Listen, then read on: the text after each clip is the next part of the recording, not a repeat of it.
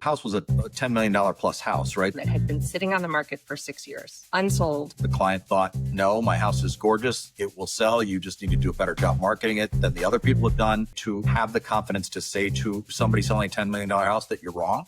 I'm going to tell you why you're wrong. Being honest with the seller and telling them exactly what they needed to hear. We're actually able to sell it within 9 months. And to date, it's the highest property sale within Fairfield County. The Icons of Real Estate podcast, the flagship show of the #1 real estate podcast network, where real estate agents come to grow. Whether you're looking to scale your business, expand your network, or stay sharp with insider knowledge, you found your go-to daily dose of real estate gold. Our hosts sit down with the industry's top producers and rising stars, sharing raw stories, winning strategies, and the real lessons that create icons. With over 500 episodes and 70-plus shows in our network, we're not just another podcast. We're your competitive edge in real estate. Tune in, level up. Become an icon of real estate. My guests on today's show are power couple Cindy Raney and her husband Jason.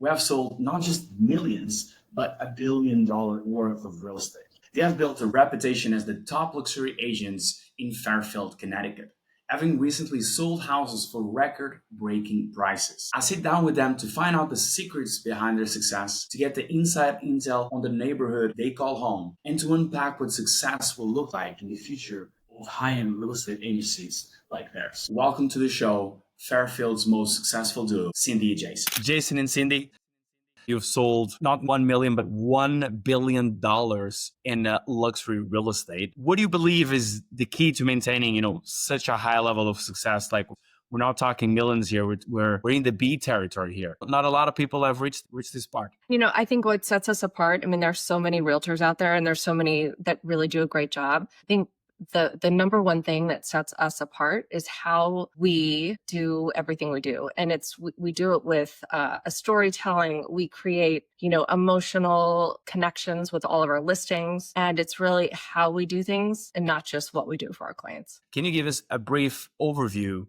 of your team, the Cindy Raney and team? We're a team of 10 people, 5 advisors. Cindy, it would be, our lead advisor. And then we have people who handle marketing. We have a PR agency. I handle sort of the operations running the business. The idea behind the business is to give our customers multiple touch points on a team of people who are expert in a specific area so that they don't need to go to one person who would be the catch-all for everything. I love how you mentioned, Jason, that it's not just one person that they have access to. How many people from your team does an actual client get in touch with? Yeah, so it's a fair question. I think it really depends on the relationship and the type of client. So some of it is the complexity of the relationship, meaning typically on a higher net worth property. So let's just call it 5 million and above. That person wants to see the resources that we have available to them. So we have a person who heads up our marketing department. We have obviously Cindy as the primary point of contact. We have somebody who helps organize the paperwork. Cindy has her assistant, so that can be sort of a shadow for Cindy so that they're both lockstep with the client. I handle an overview of the market. What are we seeing from what interest rates are driving the market? Where are buyers coming from? How can we provide them data? So again, it's really just depending upon their need. It may not always be 5 or 6 people on a relationship. Mm-hmm. It really depends. But I would say on the high end, you'll have as many as 6 people from our team on a relationship. And on the a smaller end, you might only have 3 people. But again, it's not because they're on port. It's because that's the need. Having even minimum 3, maximum 6, I think that's incredible. And it shows how much of a team and company have to support that deal. We're consistent in everything that we do. We have great systems. It's about, being organized. We stay in touch with our clients, our database, and really just things that work for us, we really lean into. People talk about being client-centric and client service focused. I think there's a difference between saying it and actually believing it in your core. And our team believes very much that the consumer comes first. So we try to work backwards from the consumer. Like, what would a consumer want to see from us? Or conversely, what do they not want to see from us? And then how do we then build our processes, our communication, putting the right team members around a client. There are a certain number of things about the market that when a consumer wants to know that stuff, rather than putting it all on one person, we thought, look, a consumer would want to hear all of these different aspects of what makes selling their home. How do we do it right? So I think that's our deliberate focus. It's always around the consumer. Well, that's the definition of a team, right? You use strengths from one side and strengths for the other. Let's talk about your consumer, which is obviously, a high net worth individual. What would you think that are the differences that, realtors need to know when they're dealing with this type of customers? I think the most important thing is that if you want to break into luxury in an area, you need to know every single nuance about that market, that location, that street, who lives there, what the homes have sold for. If one side of the street's on the water and the other side's not, how does that change things, price per square foot, etc. And I think if you really know everything, your knowledge will come through, and then that will start to translate into more high-end listings and being a luxury agent. Yeah. If you think about what is important to somebody typically when they're selling their property, is generally speaking, they want to maximize the dollars for it, have it sell as quickly as possible, and make the transaction as seamless as possible, right? So high net worth people are no different. The complexity of the transaction is what separates it. You've got to understand what motivates a buyer to buy a specific property. Can you tell a story about that property that distinguishes it from the other properties that are similar or like that home on the market, right? Because while in our market, we don't have a lot of inventory right now, that will change as market cycles happen. It's making sure that you can convey to your client that you understand the market better than anybody else, and so that you're the right team to help them sell that property. And I've really learned over the years is if I'm being honest and completely transparent with somebody, there are a lot of times, I think even earlier on in your career, where you have to tell people what they need to hear and not what they want to hear. So for instance, in Fairfield, Connecticut, there's a road, it's Sasko Hill Road. Years ago, we said, okay, this is the best road in town. We want to have listings on this street. So in the past couple of years, we've had, 2 to 3 listings per year. This year, we had the opportunity to represent a home that had been sitting on the market for 6 years, unsold. We were brought in and we were actually able to sell it within 9 months. And it was being honest with the seller and telling them exactly what they needed to hear. And then we did everything we needed to do from that point forward. Yeah. And why that's so important. I mean, the house was a $10 million plus house, right? So you're talking about a client who very well to do, thought that they had the answers. And when Cindy met with the client, she really laid out for them what they needed to do tactically to change the momentum behind the property. And at first she got a lot of pushback. The client thought, no, my house is gorgeous. It will sell. You just need to do a better job marketing it than the other people have done. And the long story short, as Cindy pointed out, it was telling them what they need to hear. And Cindy pointing out why she was making these recommendations. She has a process behind why she suggests things. She got the commitment from the client. Client had, and to date, it's the highest property sale outside of the town of Greenwich within Fairfield County. So a remarkable turnaround for something that had been sitting for as long as it had. That's impressive. And yeah, it's good to see even those people, they can be stubborn as well as like, oh no, you will sell. It's only been 6 years, but it's great that you were able to provide, better strategy and take it out of the listing market. It's already getting a little bit of dust there. Did you start in the luxury segment, or did you transition from a different one? So I started my career in real estate just about 20 years ago, and I had left working at Merrill Lynch on Wall Street as a certified financial planner. So it's an industry in which I'm accustomed to dealing with high net worth individuals. That's what I was doing in my prior career. And when I first started, I didn't segment my business the way that we do now that Jason's joined me. About 4 or 5 years ago, I asked my husband to leave his career in private banking and help us, create a team around my brand that I had built for 15 years. And that's when we really started to push toward the luxury market, and our price point went up dramatically from there.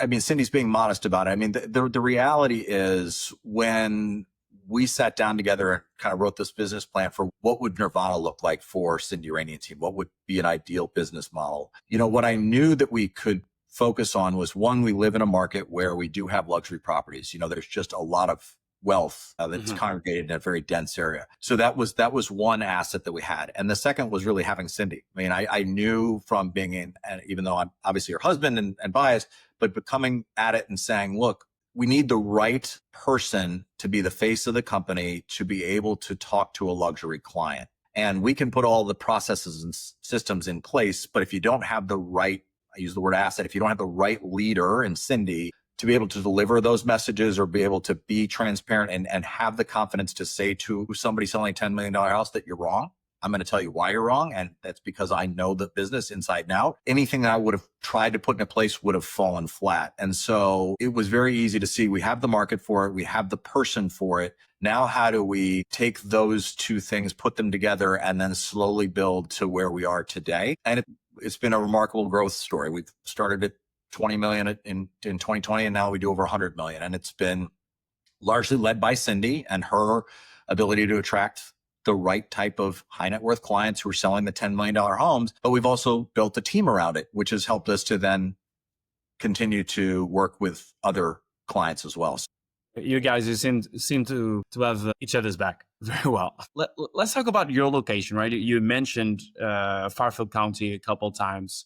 Tell us, like, what's so unique about the area? And so first of all, location wise, we are less than an hour from New York City, and it is a really easy commutable location. And we've got, miles and miles of coastline. So it's beautiful. And then we also have backcountry area that, is quintessential, New England, and it's absolutely beautiful. And I think the other thing that's lovely is we have 4 seasons. And so I think all of that really plays into just an awesome place to live. And we have lots of culture. We've got really interesting people here, a lot of whom have come out of New York City. We also have people coming from California, from Texas. So it's a really great place. I mean, I've lived in a lot of different areas just because of work and traveling. And I would say that Connecticut is an ideal place to live for a lot of reasons. It's a great place to raise a family. You have wonderful hospitals, wonderful school systems, both public and private. As she points out, an hour outside of New York City. We're only an hour and a half, 2 hours from Boston. You're kind of wedged in between these two great cities. So if you really wanted to get into a major metropolis, you could do so very easily. So it's kind of an ideal situation. how do you adapt to the demands and the nuance of these areas? I think people want as much full service as they can find. And so I think it's having homes that are as smart home as it can be. I think people coming from the city are used to living in full service buildings. I think people want that. But in general here, I would say it's still trending towards wellness and indoor, outdoor spaces. Just anything that can get you outside. Things sort of changed during COVID here. People really jumped into you have to have a pool, you need to be indoor, outdoor. A lot of that hasn't changed. Yeah. And then I think from our perspective, we firmly believe AI is going to be something that's going to be really important for us as a real estate team to be very up to speed in using, not for us necessarily, but for our consumer, right? It's understanding what sort of information we can provide them. Of course, we already have, the virtual staging, 360 cameras, all of those, even virtual showings of the house. Have you recently adapted any cutting edge technology that you want to share with the audience? We are talking to a consultant about how do we better integrate AI into our day-to-day routines. And that's integrating things like the MLS and Zillow and all of the real estate tools that are out there. How do you integrate them into your system so that you can, when a consumer calls you and asks you, you've got it all in sort of a repository AI database that's the Cindy Raney and Team repository AI. That's a ways down the road, but we're working towards it. But I think that's the sort of stuff that we're thinking about that I think really will ultimately benefit the consumer, because we'll be able to answer questions, I think, much more accurately, because it's going to be based on information that we have at our disposal that we would otherwise have to look through. So that's true. Yeah. It just is a real time saver for me. So it allows me to be with clients, more frequently than working on a strategy or working on a pricing analysis or something like that. And I think the second thing is I really believe we're working really hard on trying to change the mindset. A lot of people don't recognize the value that a really good real estate advisor can provide to them. And it's kind of interesting to me. I mean, if I said to you, Tomas, that you had to go see a doctor, you'd want to make sure that you get the best expert in that specific field for your specific procedure. And I think that oftentimes consumers mistakenly think that all real estate advisors are created equally or that it's not that hard of a job, and it's not. It's anything but an easy job, right? And we're talking about an asset that's of major importance to people, both financially. I think more importantly, it's one where you raise a family, right? So this is a really important decision point in life to make a move. And how do you find the right team that can help you make that decision feel like you've done the right thing and they've given you the right advice and they've walked you through all the steps? And I hope that over time, more and more consumers realize that like that is really why this role is so important, rather than just assume that anybody can do it. And, oh, you're a real estate agent. So is everybody else. Haha. Okay. Well, I don't think we are. And I don't think we'll ever try to be that. We will try to be the best version of ourselves for our clients that we can be. And I think that's really important. And hopefully that will be a trend that changes over time as consumers realize how important it is and what we're trying to do to help them. Yeah.